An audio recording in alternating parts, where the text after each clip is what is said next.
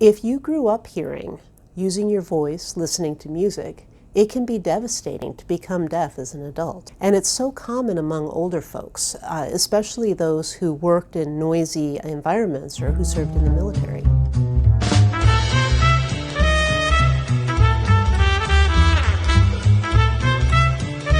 My name is Pat White. I'm an associate professor of neuroscience at the University of Rochester.